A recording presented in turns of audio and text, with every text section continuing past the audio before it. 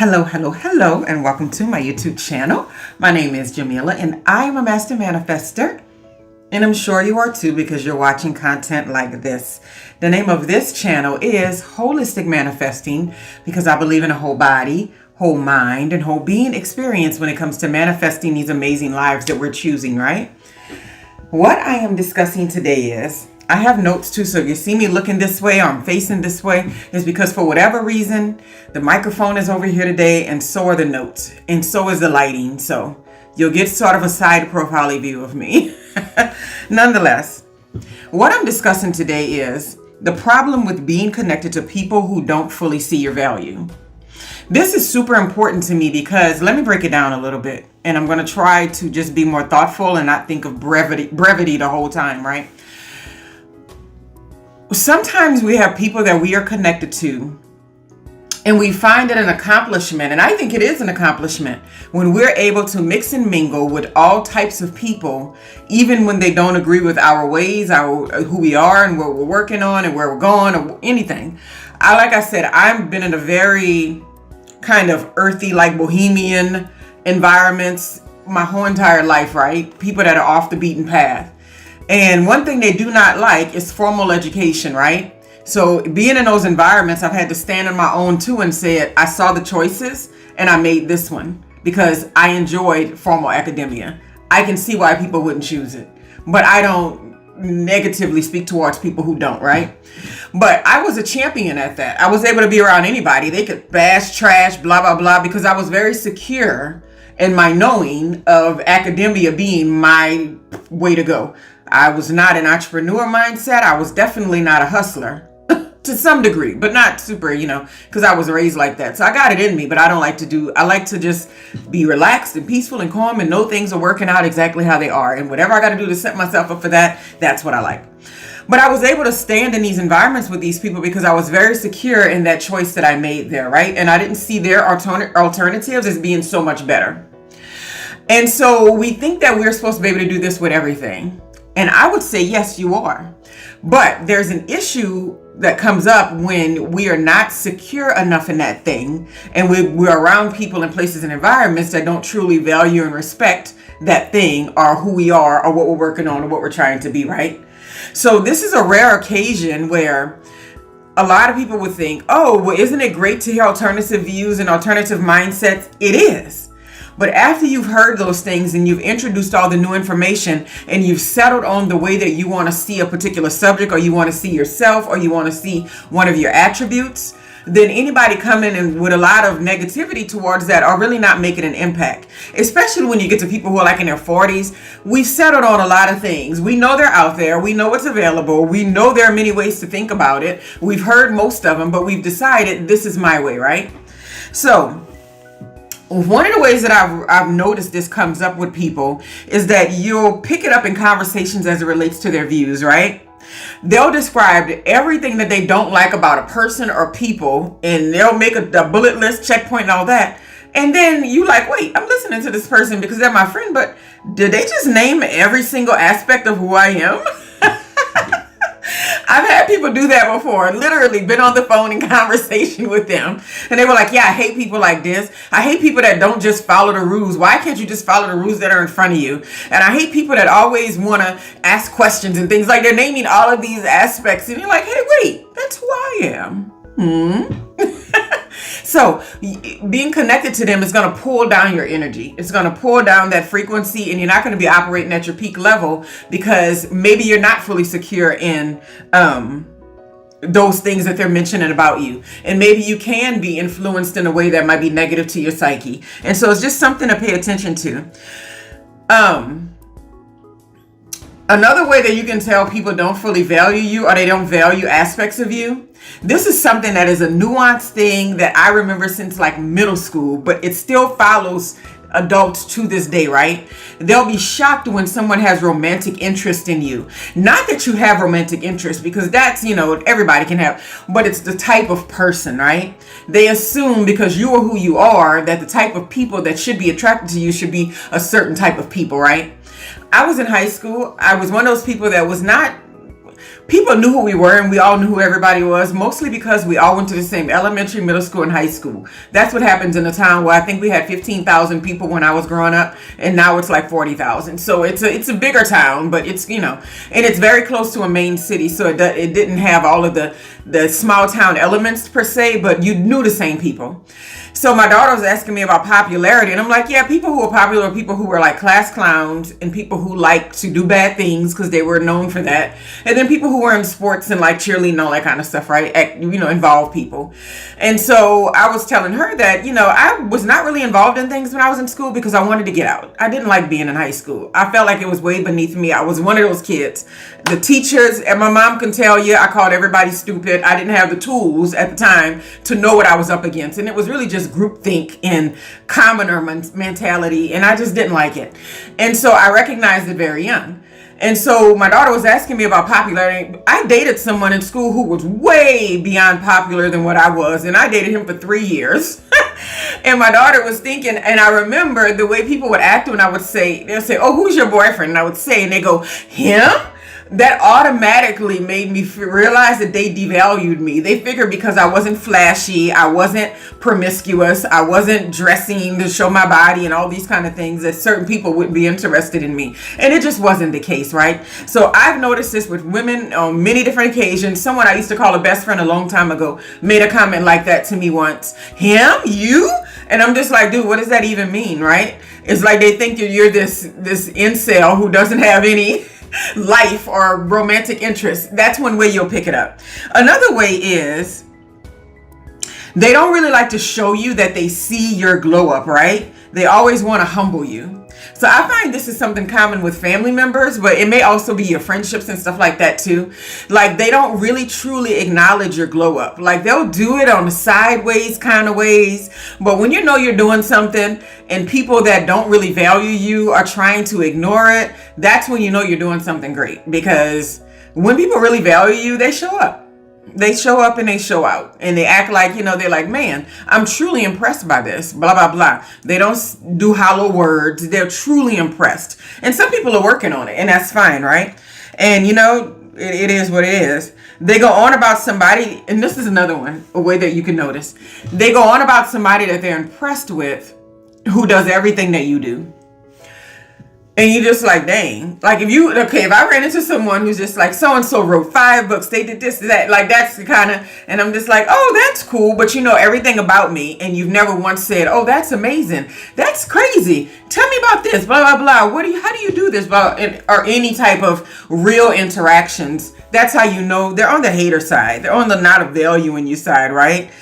Because if I'm doing the same thing that this other person is doing, why is this other person so much more impressive and you haven't even acknowledged what I'm doing? This is not about me personally, but I've seen people do these in environments, right? And I already know where the behavior is stemming from, right?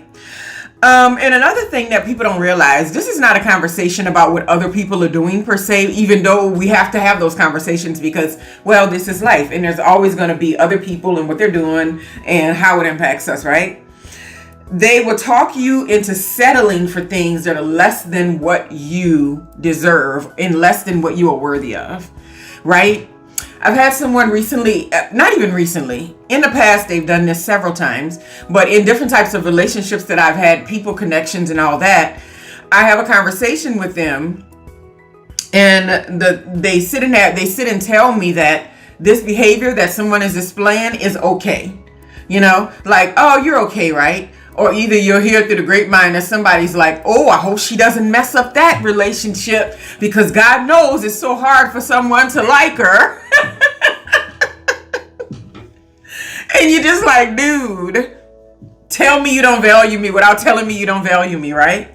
And so they'll talk you into unevenly yoked connections because they think that you cannot do better. They don't see your full value. It doesn't mean the value's not there, right? So they'll talk you into being with people that are way beneath what you need to be focusing on. You watch people like that. You watch people that sit around and tell you that so-and-so, if you ever listen to Betty Wright growing up, if you grew up in those kind of places where that music was being played and the whole don't blame Mr. Charlie is just a man and he's doing the best that he can, is nonsense, right? And so when you get around people and they talk like that, whether it's friendships, relationships, workplaces, or whatever, you watch that behavior, because it just means they might be anchoring you to less value. Because sometimes we don't even know. People are helping us make our decisions. We're using them for sounding boards. We're having interactions and conversations, and they're in our top 5, and they're literally navigating us to doom. And we're not even noticing because we think this person's my friend.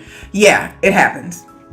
Number one is eventually it will weigh on your esteem. That's another point, because you can't just be around people who don't value aspects of who you are and it not weigh on your esteem, right? That's why I don't talk to anybody who bashes genders, who bashes race and ethnicity, who bashes nationalities.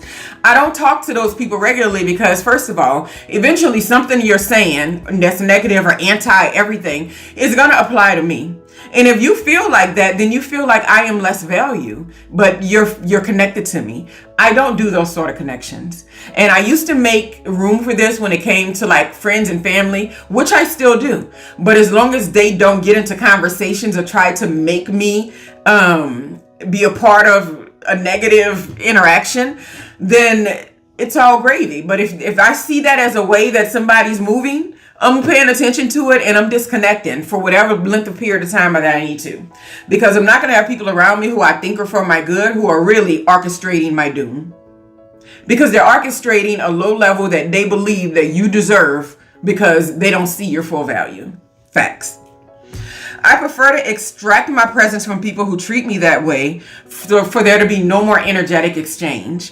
And we have to keep that in mind, that when we're interacting with people, it's not just hi and bye, hello, goodbye, blah, blah, blah. We're really exchanging energy the whole time. And because we're exchanging this energy with them, we're not even realizing that we have gotten ourselves into a position to where we're sucking up this negative from them and they're extracting all of our positive and excitement and beautiful energy, right? Because I don't know about you, but I never approach conversations with people and start crashing on things that I know affects them. It is one of the biggest reasons why I always learn about people when I meet them and get to know things about them, so I won't have foot and mouth syndrome. So I'm not sitting there thinking, oh man, I shouldn't have said that, so and so was like this and I shouldn't have blah blah blah. The best way to not do that is to walk around and don't crash on other people or don't devalue other people. Then you won't ever have to worry about if you're stepping on toes. Another thing is they just think because they think because they don't think that you are smart, or they don't think that you are successful, or they don't think that you are beautiful, or they don't think that you are intelligent or worthy. They think because they refuse to acknowledge it or they don't see it, that nobody else should be able to see it either. So when you have situations that completely contradicts this low value negative narrative that they have towards you, they will most likely ignore it because it's too far off what they would choose to see for you as opposed to what you are actually as a person, who you are actually as a person, right?